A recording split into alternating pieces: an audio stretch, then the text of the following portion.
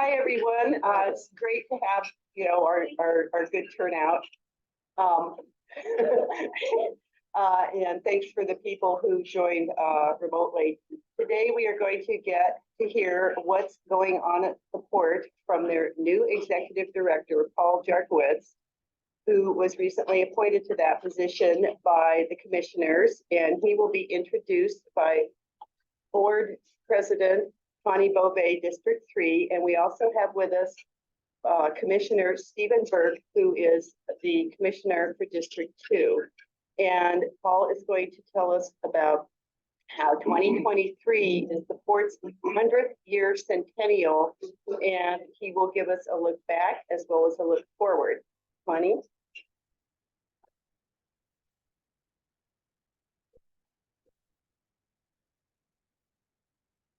Good morning, and thank you, Laurel, very much. We are celebrating our 100-year anniversary. I was not here for all 100 years, but I can tell you that there have been a lot of changes. It was timber that really got the port going, and it was timber that built this community. However, in moving forward, we understand that it takes diversification to really keep moving forward. I am very honored to introduce to you Paul Jarkiewicz, our new executive director. He will be steering the boat, in charge of the rudder as we move into our next 100 years. And I'm anxious to learn about the port, as I'm sure you are too. So, Paul.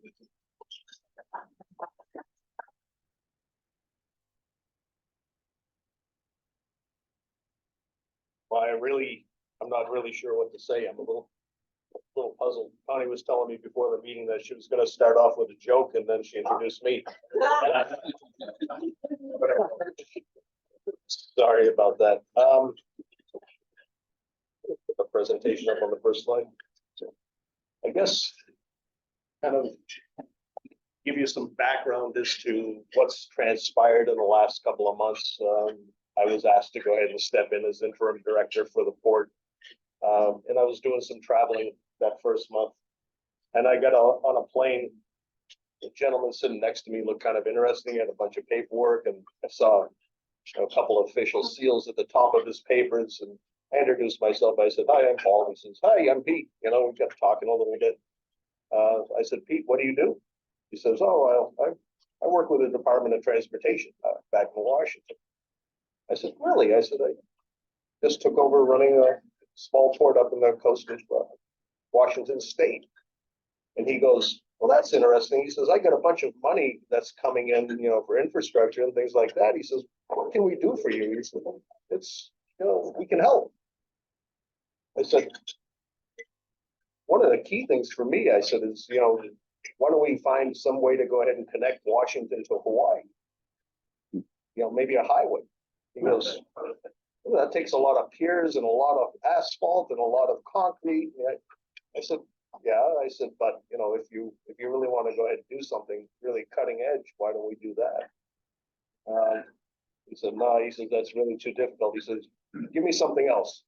I said, "Well, okay." I said, "We have a bunch of infrastructure down in the port that needs to be repaired. We need a couple of new piers, some new docks, some new cargo yard, etc." I said, "How about that?" He says, "In Port Angeles, right?" I said, "Yeah." He says, "How many lanes do you want that highway to be?"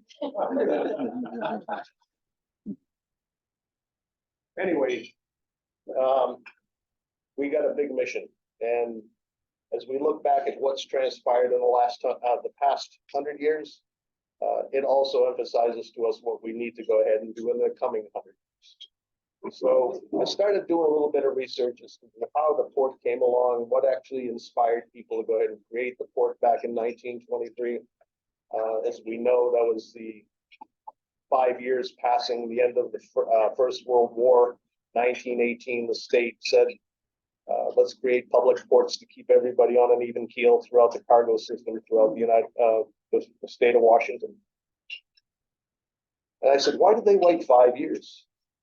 So going through it, go to the next slide. I came up with this picture. This was in 1923. Sheriff Jack Pike, Clallam County Sheriff at the time, busted up a still an illegal still operation in Port Angeles. And I said to myself, well, that was it. People needed something to do, so they go to port. Next slide. What do we actually do? We're an economic driver for Clallam County. Although the title says Port of Port Angeles, we actually have a county-wide remit. We try to take into consideration all the industries throughout the entire county, and how can we go ahead and best support those industries and drive the economy forward. So that's what we do. We enable industry. We enable businesses to set up shop in Port Angeles, similar to Stavy Craft. Just came in 2 years ago, and now building aluminum boats here in the United States. For a New Zealand company to make a move to the United States, I don't know that we would have actually thought Port Angeles would be their destination, but it is.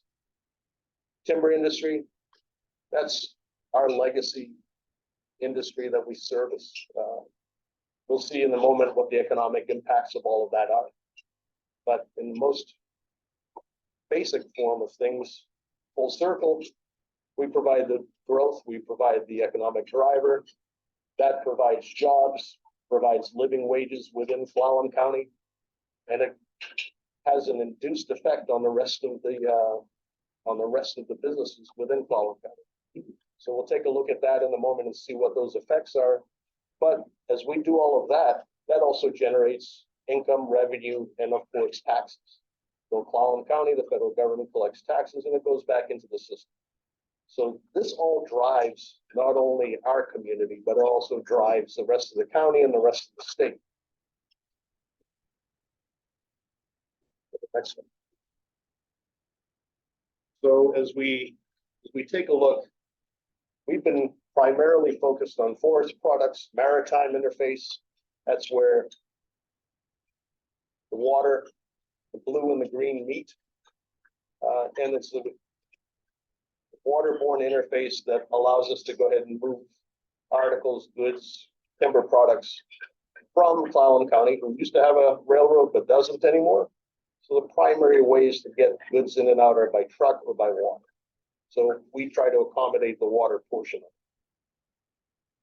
Commercial, not yet, commercial logging, sawmills, and forestry support. That's the direct impacts. The indirect impacts, real estate services, retail, restaurants like we're in today, and all of the other businesses that go along to support a community. Timber dependent jobs in Clallam County.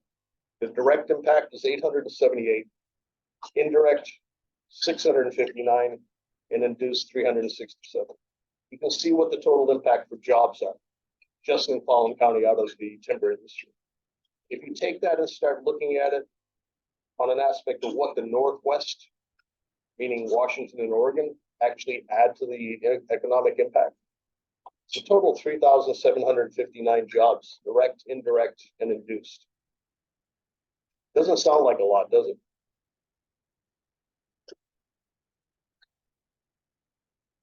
We have 2,485 jobs out of these totals that deliver a living wage to the county. And I'm talking Clallam County alone.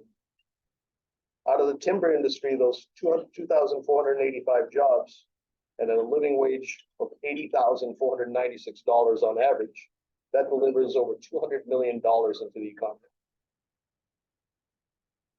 That's what the timber industry provides within our community. The port, we try to be an enabler of a part of this. And I think we do a pretty good job at it. It's just how do we go ahead and continue to improve on that going forward.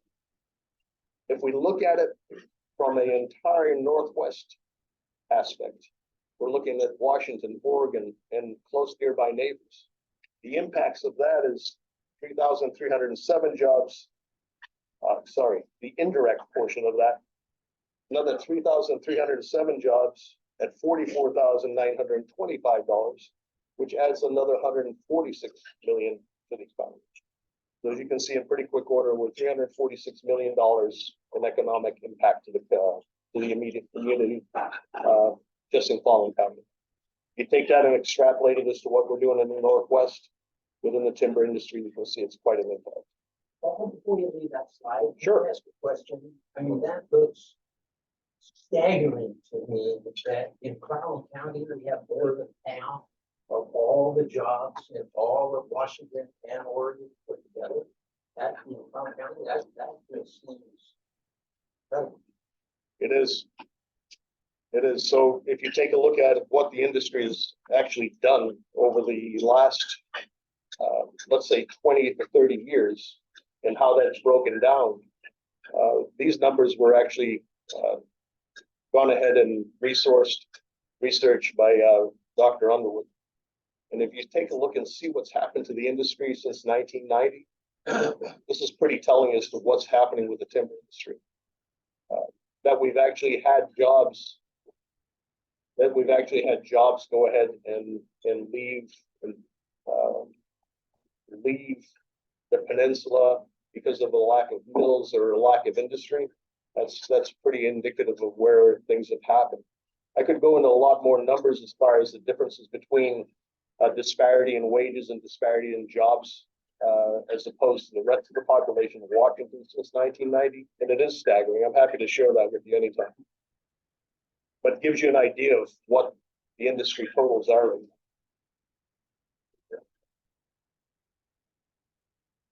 So in Port Angeles, Brown Zellerback came to town, set up a mill. We had a bunch of mills working down on the waterfront, and we've always been in the timber industry: fiberboard, plywood, structural timber, etc. And at that time, we had 240 workers in 1919.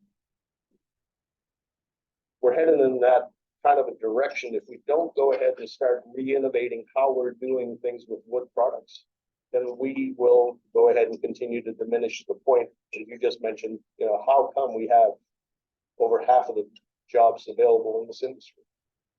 But, so as we're taking a look, you know, timber has been our heritage. How do we go ahead and continue to go ahead and do that while we look at innovative ways to diversify? And I think we have a little bit of a runway on how to do that. It's going to take a lot of work from all of us to go ahead and do that. A lot of you do that on a daily basis, and I laud you for that. But we have a lot of more work to do to make sure that we diversify the economy a little bit. What we're trying to do now is go ahead and look, how can we go ahead and support the maritime industry further? The old K-ply site, Penply, that's 18 acres of land that we're now transforming into a maritime trade center. That maritime trade center is focused on servicing small to medium-sized vessels, recreational, meaning yachts, commercial fishing vessels, and also the military under the 300-foot mark. And that's what that will be focused on. We have a lot of our partners and constituents that are now renting from us down on the waterfront, are looking at expanding into this area. And I think it gives us a good opportunity to go ahead and bring in other industries that are not native to Port Angeles. I had a meeting just anecdotally with Peninsula College yesterday, along with Laura Ives from the Economic Development Administration. Very interesting as to how everybody in the community is striving to come together to go ahead and do a workforce development and diversification into other industries, particularly the marine trades is what we were talking about yesterday. So we'll continue to do that while at the same time making sure we're taking good care of our legacy industries. Go ahead. A couple of other things that we're doing. Everybody's been looking forward to air service. Dash is now on the brink of starting operations, but at the same time, we had the opportunity to go ahead and resurface Fairchild Airport. So 5,000 feet of the runway is being resurfaced, 5,000 feet by 150. It's one of the largest runways in general aviation on this peninsula. So a lot of money, $7.3 million project that's being funded with the FAA and the port.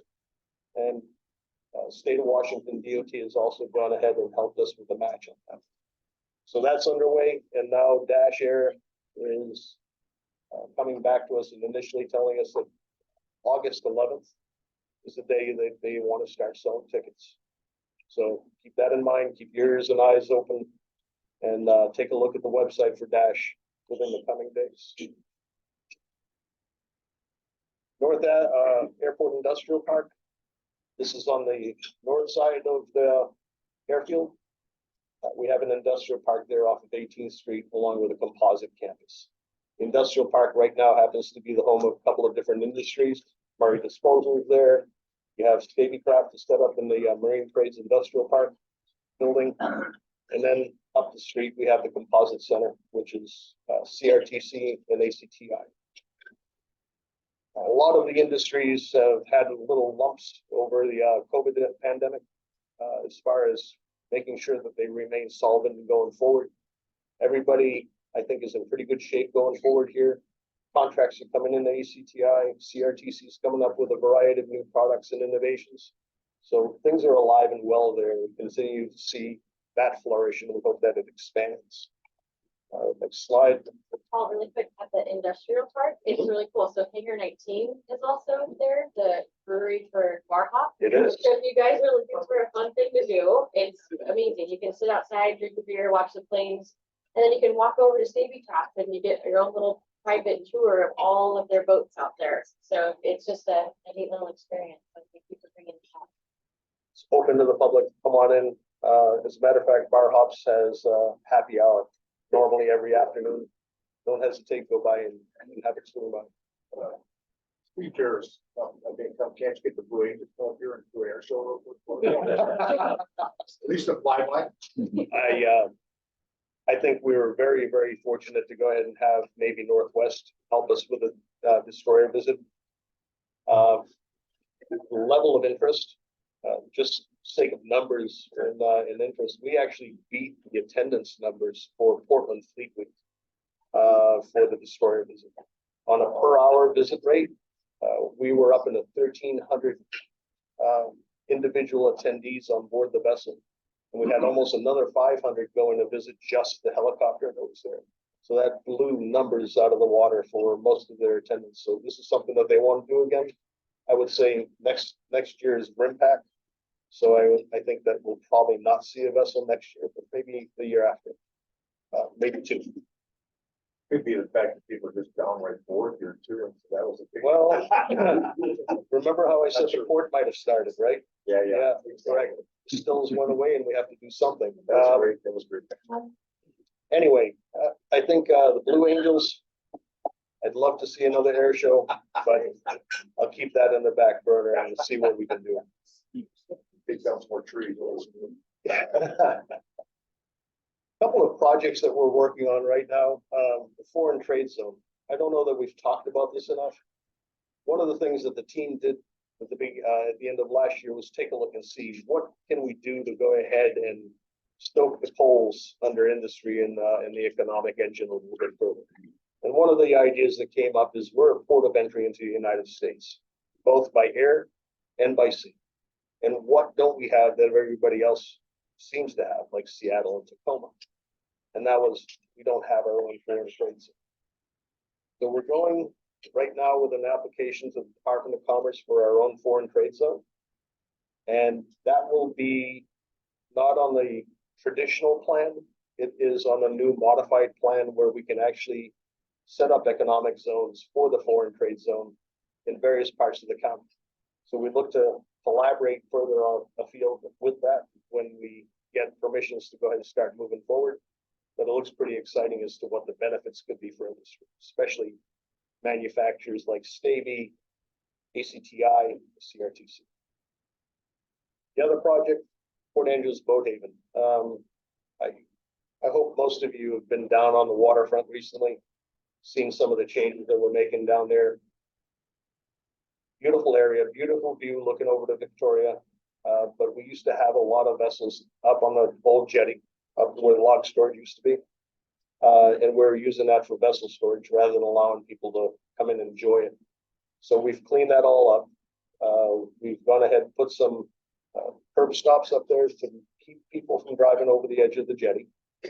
But since we've done that now 2 months, The amount of activity that we have on the jetty during lunch hours and evening sunsets is phenomenal. So I think being able to open that up to the public access has done wonders, and we want to continue to do something similar like that throughout the rest of the boat here. And then the new industrial warehouses in the North Industrial Park. What we're looking at for next year is we have several lots that we actually have already shovel ready.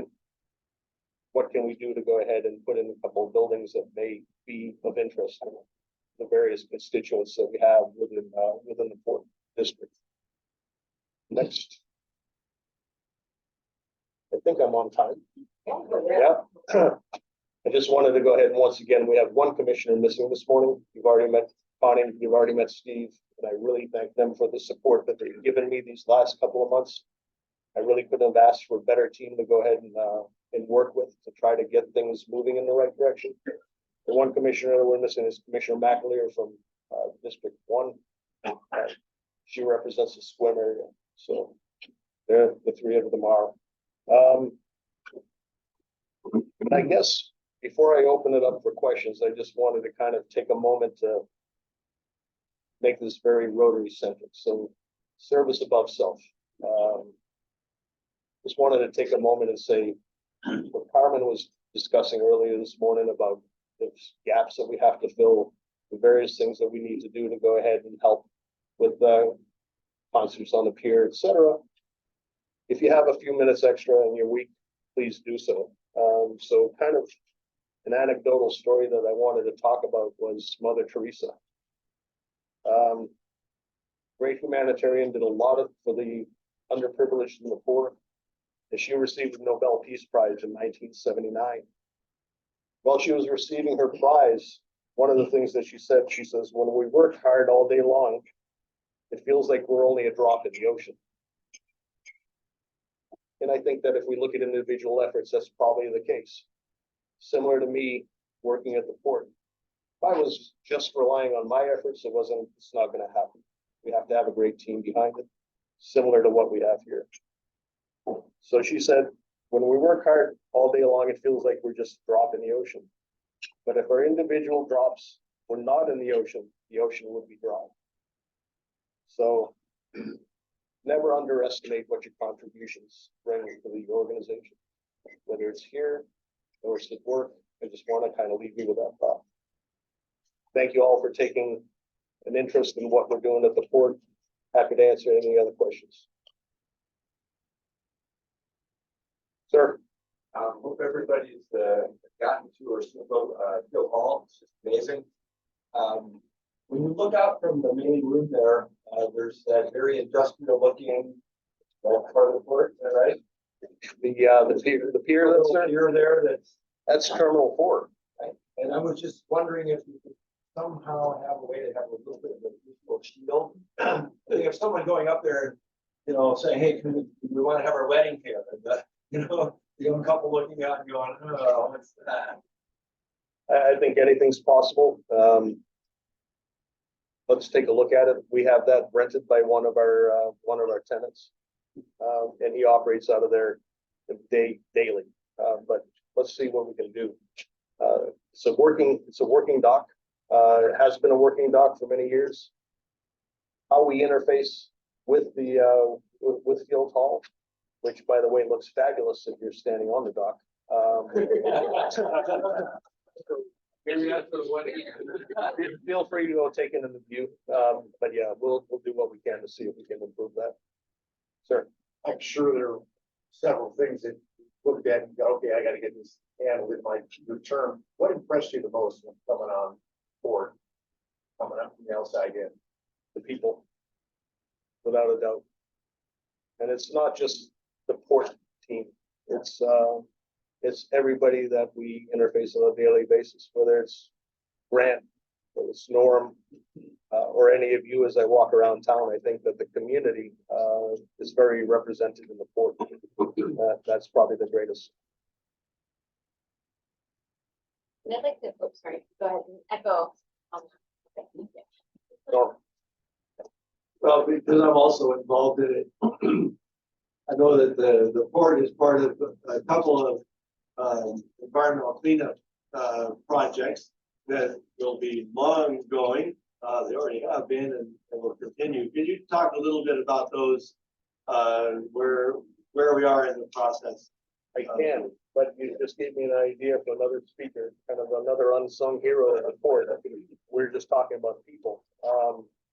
So Jesse Wapnitz, our environmental manager, he was just giving me an update yesterday as to how our various cleanups are going. And I think one of the key ones is probably the West Harbor cleanup. And I have to say that, although it's been a long, arduous process, it seems that everything that we're doing is being very well regarded, not only locally, but throughout the state as to how everything's being handled. There's been a lot of old legacy operators that were in the port that all have to be taken into consideration when you're looking at the solution. So we're now approaching a point of solution where we can decide which way we're going to go. Ecology has a pretty good idea of which way to go on the West Harbor cleanup project. And everybody seems to be in agreement with what the best way forward would be.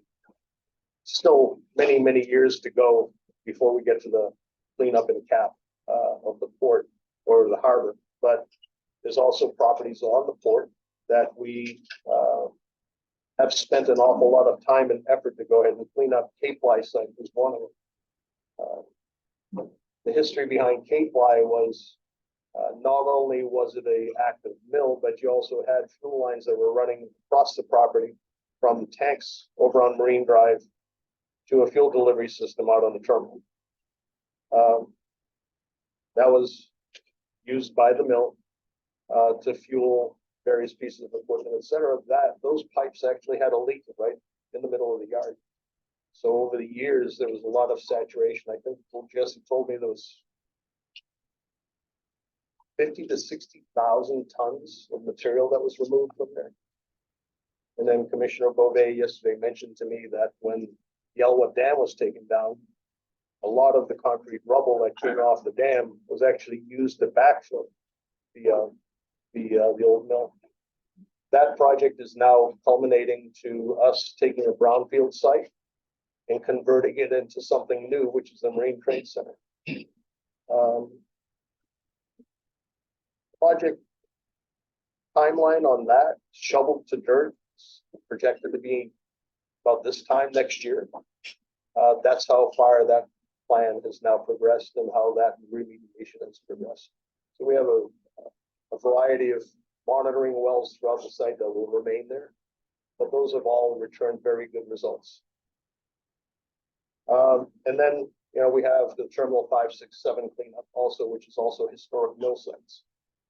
That's going well. We're now at a point where we've reached an agreed order with Ecology to help clean up those sites.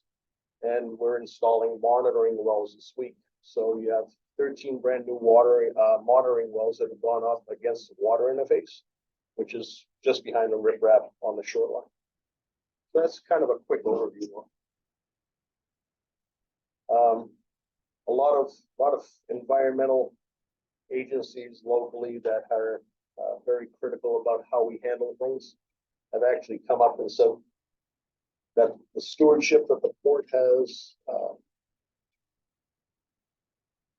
taken in the cleanup process is probably the best that they've seen demonstrated how it's been handled. We want to continue to do that.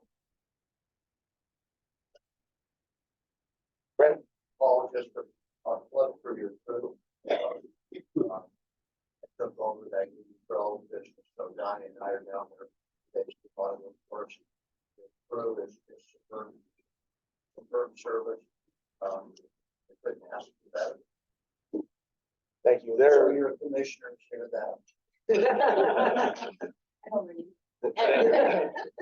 Thank you. All checks in the mail, by the way. And there's another group of folks that operate the log yard. The log yard team, amazing bunch of guys. Whether it's waterborne rafted wood that's coming down from BC, Whether it's trucks coming in off the landing, out of the woods, the guys are really versatile. On the best day, we have 5 people in that log yard. And they go from one end of the yard to the other with various pieces of equipment, and they make things happen. So thank you for that. Man. Appreciate that. Sir. Another thought related to what Grant was just saying, but also to the cleanup. All of these projects are having and will have even more impact on traffic in and out of downtown, especially, and then down the truck route. Can you talk a little bit about whatever coordination may be going on between the port, the city, State Department of Transportation relative to keeping that and all of us safe during all that process? It's going to be a pretty major impact, way more than it is right now. It is, and I think that you have some of your contemporaries that would argue that it's pretty bad right now, especially if you're going off peninsula and you're going east. Right now, things are not good. There's a regular coordination going on at the county level and at the state level with the county that we attend. Commissioner Beauvais usually sits in on that. Commissioner Burke usually sits in on that. Steve Rourke from DOT gives the county commission an update regularly as to what the various projects are and what the various interfaces are as far as habitat rehabilitation, traffic treatments, I'm talking about installation of rotaries to try and improve traffic flow, to the various projects that need to happen here in Port Angeles and out of the West End on 112. So that happens regularly, with the city involved. Mike Healy took over as Director of Public Works at the city. I have regular dialogue with him. We try to coordinate everything to the best we can. As all of you know, the sewer lines are being replaced down on Marine Drive. That's an example of trying to keep things flowing. One lane is being dug up on a regular basis, trying to keep things moving there. It's just going to take a little bit of patience, but it's something that we're doing quite regularly. If you'd like, I'm happy to go ahead and make sure that we pass on the updates from DOT and from the city, whether it's on our website or we can put you on our constant contact and add you to the information flow. Whatever your pleasure is, we'll make that happen. I just have to note that since, coming on board with the Chamber of Commerce and working for the city of Port Angeles, it just seems like this really great time in our town where everyone's coming together and the partnerships and the friendships and camaraderie. Do you feel that? Has it always been that way? Like, it just it just feels good. And I don't know if I'm just optimistic and things are, So I came from a small community in Maine after 14 years in Dubai. So I've lived in the big cities, and my heart and passions have always been in the small coastal communities, which is what drew me here. So on a good day during the winter, the population in Booth Bay Harbor was 3,000 people. That blossoms to 35,000 during the summer for, as many of you know, obvious reasons. And then I came here, and the community spirit here, I think, is probably as strong, if not stronger, than what I experienced back east. But as Carmen and I were just saying, it's also the information flow seems to be much speedier for a city that's 10 times the size of Booth Bay Harbor. Something happens in our community, it doesn't take a whole lot of time for people to find out. And doesn't take a long time for people to respond to that either. So I think there's a lot of great things that Port Angeles does, and that sense of community is probably at the top of the list. And can you talk about the Maritime Festival? From a chamber perspective? Yeah, from your perspective. So at the finish of the Maritime Festival this year, Mark Abshire and the team met in the chamber because of all of the other activities that they undertake. We historically have done Maritime Festival. A few years back, chamber took that over. I can now say that we're at a point where we can help Mark with some of the efforts on that. and help the chamber make sure that it comes off the way it needs to happen. So we'll take that back. We'll take that responsibility back from the Maritime Festival. So next year, we'll make sure that we either do as good a job as we had this year, or better if we can. Now, that's not to say it's not independent of 4th of July. 4th of July will remain as it is. But let's see if we can get some other activities, whether it's Coast Guard or somebody else, to go ahead and bring vessels in to add into the Maritime Festival activities. Any other questions, comments?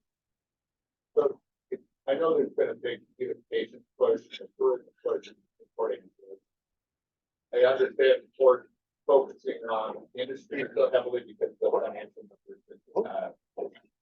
How, looking at the assets that you have, that John Wayne Marina is the example, the focus really hasn't been there because the dollars not there. But if you look at the assets, how they improve the quality of life and the work base and the draw to get not just the numbers flowing, but to get the overall picture flowing where we become a place where people want to relocate to and No, absolutely. I think that excellent example of how diversified the port is, right? So John Wayne Marina and Swim, I'm sure everybody in the room's it's one of my spots to go find a little bit of peace and tranquility. It's just a beautiful facility, easy to enjoy. Your blood pressure goes down 20 points when you drive in the driveway. Absolutely. In contrast, Port Angeles, it's very much a working port. So when you take into contrast what we want to try to develop, in the boat haven and the boat yard in that jetty area, is to find a little bit of solace in the midst of all the mayhem, if you can. So it's an asset that we want to make sure that we preserve and we expand on, because it's a very important asset for the community. Hence why we wanted to deindustrialize the jetty area a little bit. So it's a work in progress, but we want to make sure that we are good stewards of that property, and we also want to make sure that we're doing something for the community that makes a difference. I hope that answers your question. Yeah. Anybody else? Oh, what the heck is that big gray box down there on the water? I get that question numerous times. So, good question. Remember, we were talking about the Marine Trade Center a little while ago, and we're talking about how to expand services for the maritime industry and the vessels. So, back in April, Platypus won a contract with the U.S. Navy to go ahead and rehabilitate one of their accommodation barges. This barge accommodates over 500 sailors on board the barge while their ship is in dry dock in Bremerton. So when they go to Puget Sound Naval Shipyard, they disembark everybody and they put them on an accommodation barge or barges and accommodate everybody there while they work on the ship.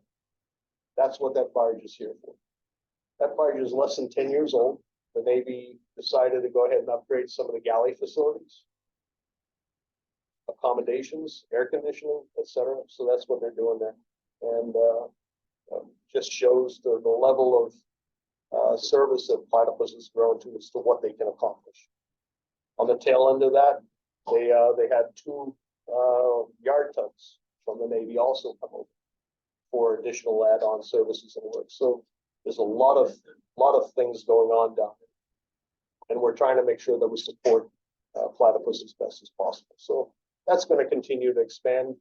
We also have Motive. There's a lot of topside maintenance. We have tankers down there regularly.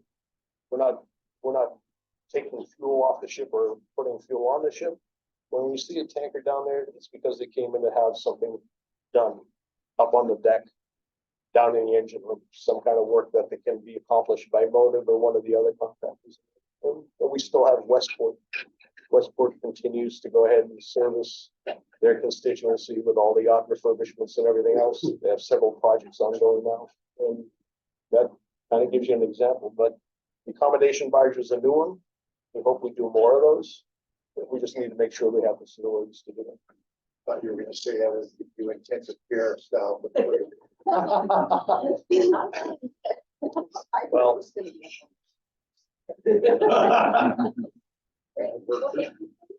Thank you, appreciate it.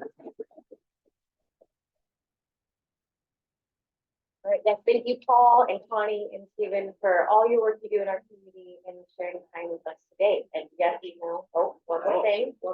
One more thing, I just wanted to say, thank you for the opportunity, but I also want to say, if you have any questions or you have any thoughts, things that we can improve on, please don't hesitate to reach out and let us know.